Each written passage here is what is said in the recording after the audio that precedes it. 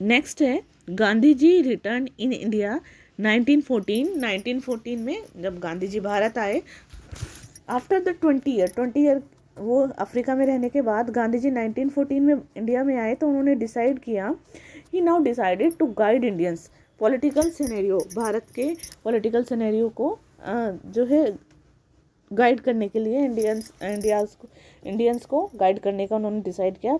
उन्होंने his work in South Africa against powerful odd and great personal sacrifices had already established him firmly to the heart immigration of the country। मैंने उनका जो काम था, जो उन्होंने साउथ अफ्रीका में किया था, वो बहुत सारे उनके बलिदान को ऑलरेडी सब जो स्टैब्लिश कर चुके थे वहाँ पर लोगों के मन में अपनी इमेज को, वो सब याद किया जाता था। They thought that he had the qualities of Superman, वो ये सोचते थे कि उनके अंदर सुपरमैन की क्वालिटी है, और उनको इसीलिए ना एक टाइटल दिया गया था महात्मा का वहाँ के लोगों के द्वारा गांधी जी को। Gandhi ji on the advice of Gopal Krishna Gokhale के एडवाइस पर spend next 4 year in studying the Indian situation. 4 साल तक उन्होंने भारत की जो सिचुएशन को स्टडी किया, अपने आप को प्रिपेयर किया, and those who wanted to follow his path, और सत्याग्रह, और यानी प्रिपेयर किया अपने आप के लिए, और ताकि लोग उनके सत्याग्रह के रास्ते पर चल सके। 1915 में उन्होंने साबरमती के आश्रम पर अहमदाबाद में एक छोटा सा ग्रुप बनाया लोगों का, who had accept his general principle settled, और उन्होंने जो वहाँ के उनके जो जनरल प्रिंसिपल थे उनको एक्सेप्ट किया। ही रीच द कंक्लूजन, और उसके बाद वो कंक्लूजन पर पहुँचे, that a truly nation struggle, जो कि वास्तव में एक सच्चा नेशनल स्ट्रगल था इंडिपेंडेंस पाने के लिए, आज़ादी पाने के लिए। इसके बाद ही हैड रिफॉर्म सोसाइटी, उन्होंने वो एक रिफॉर्म सोसाइटी के भी उन्होंने बनाई, यानी उनके पास रिफॉर्म सोसाइटी थी सारी। उन्होंने स्टार्ट किया नेशनल मूवमेंट को नेशनल वाइड पूरे वर्ल्ड में अनटच, एंड एक नया मूवमेंट भी स्टार्ट किया अगेंस्ट द अनटचेबिलिटी।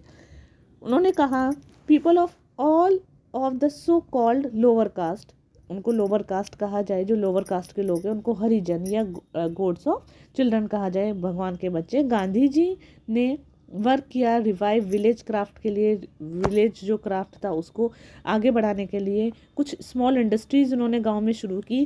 खादी बहुत popularized as a symbol of self reliance के रूप में खादी बहुत ज़्यादा पॉपुलर हो चुकी थी। नेक्स्ट है गांधी जी आइडियोलॉजी। गांधी जी की आइडियोलॉजी क्या थी? Truth non violence, and Gandhi ji had firm faith truth and non violence. Gandhi ji को ट्रूथ और नॉन वायलेंस के ऊपर पूरा विश्वास था। सत्याग्रह, गांधी जी मेड यूज सत्याग्रह, गांधी जी ने सत्याग्रह का यूज़ किया बुराइयों को फेस करने के लिए, पॉलिटिकल एम्स को पाने के लिए। इसका मतलब ये है कि self sufficient and not to hurt the opponent, self sufficient होना और किस जो ओपोनेंट है यानी जिसका हमारे ऊपर शासन है उसको हर्ट ना करना। बिलीफ इन डेमोक्रेसी, उनका डेमोक्रेसी में विश्वास था। Gandhi ji was in favour of representative democracy, Gandhi ji representative democracy के फेवर में थे। ही आस्क्ड हिज फॉलोवर, उन्होंने अपने फॉलोवर्स को कहा खादी पहनने के लिए। ही मेड द चरखा, उन्होंने चरखा बनाया एक सिंबल के रूप में नेशनल मूवमेंट को। नेशनल मूवमेंट का सिंबल यानी चरखा था। हिंदू मुस्लिम यूनिटी, गांधी जी को विश्वास था भाईचारे के ऊपर, तो ही फर्मली बिलीव्ड, उनका ये विश्वास था कि हिंदू मुस्लिम की जो यूनिटी है वो नेशनल मूवमेंट के सक्सेस के लिए बहुत ज़्यादा ज़रूरी है। नेक्स्ट है अर्ली कैंपेन्स। उनके अर्ली कैंपेन्स कौन कौन से थे? गांधी जी की जो सोशल आइडियोलॉजी थी उसने पॉलिटिकल एक्टिविटीज़ को बहुत ज़्यादा मजबूत बनाया और made national movement the mass movement, national movement को एक मास मूवमेंट बना दिया, जनता का मूवमेंट बना दिया। The method he advocate were so simple, उनका जो मेथड था वो बहुत ज़्यादा सिंपल था। That even the common people could follow them, यहाँ तक कि जो कॉमन पीपल थे वो भी उसको फॉलो कर सकते थे। And yet despite being simple these method were so effective, हालांकि ये सिंपल था लेकिन ये मेथड बहुत ज़्यादा इफेक्टिव था। And British has no answer for them, British के पास इसका कोई भी आंसर नहीं था। उनका पहला कैंपेन जो था चंपारण सत्याग्रह, गांधी जी का फर्स्ट एक्सपेरिमेंट जो था सत्याग्रह का वो 1917 में चंपारण, जो कि बिहार में एक डिस्ट्रिक्ट है, वहाँ पर जो इंडिगो जो नील के प्लांटर्स थे उनको actively oppressed by the European planter जो थे उनको बहुत ज़्यादा उनका जो है उनको दबा देते, उनका शोषण करते थे। अब क्या किया उन्होंने कि जो प्लांटर्स जो थे वो वहाँ के जो पेशेंट थे उनको फोर्स करते थे कि वो इंडिगो को फिक्स प्राइस पर, यानी जिस प्राइस पर यूरोपियन प्लांटर खरीदना चाहते हैं उसी प्राइस पर वो बेचें। ये जो प्राइस था वो बहुत कम था। अकम्पनीड द राजेंद्र प्रसाद महाजर उल हक और जे.बी. कृपलानी और महादेव देसाई एंड गांधी जी रीच चंपारण पहुँचे। उन्होंने इसका विरोध किया एंड फोर्स गवर्नमेंट को फोर्स किया प्राइस बढ़ाने के लिए। Which planter bought indigo from cultivator, यानी जो प्लांटर कल्टीवेटर से इंडिगो खरीदना चाहते थे। Ultimately the disability from which peasantry were suffering were reduce and जो डिसेबिलिटी थी पीजेंट्री वो सफरिंग कर रहे थे, इस जो ये लो जो प्राइस था रिड्यूस का, गांधी जी जीत गए और पहली लड़ाई won his first battle of civil disobedient in India, Bharat में सिविल डिसोबीडिएंट की उनकी जो पहली लड़ाई थी वो जीत गए। यानी जिस डिसेबिलिटीज़ के साथ पीजेंट जो है सफ़र कर रहे थे उसको घटा दिया गया, यानी अब उनका जो वेज था, उनकी जो प्राइस थे वो बढ़ा दिए गए। नेक्स्ट है support mill worker of Ahmedabad के मील वर्कर्स को उन्होंने सपोर्ट किया 1918 में। जो टेक्सटाइल मील ऑनर थे उन्होंने रिड्यूस कर दिया किसको, वेजेस ऑफ द वर्कर के वेजेस को, उनके वेतन को। इसका रिजल्ट ये हुआ कि मील वर्कर और जो मिल के ऑनर थे उन दोनों में आपस में डिस्प्यूट हो गया। वर्कर ऑर्गेनाइज हड़ताल, उन्होंने हड़ताल ऑर्गेनाइज कर दी। गांधी जी अहमदाबाद गए और रेस्टोर्ड द हंगर स्ट्राइक पर बैठ गए और डिमांड की get the demand of workers accept की, वर्कर की जो डिमांड है उसको एक्सेप्ट किया जाए। The mill worker had submit two demands of the workers, और मील ऑनर्स जो थे उन्होंने सबमिट की जो उनकी डिमांड थी और उनको इंक्रीज़ कर दिया 35% उनके जो वेजेस था उसको इंक्रीज़ कर दिया।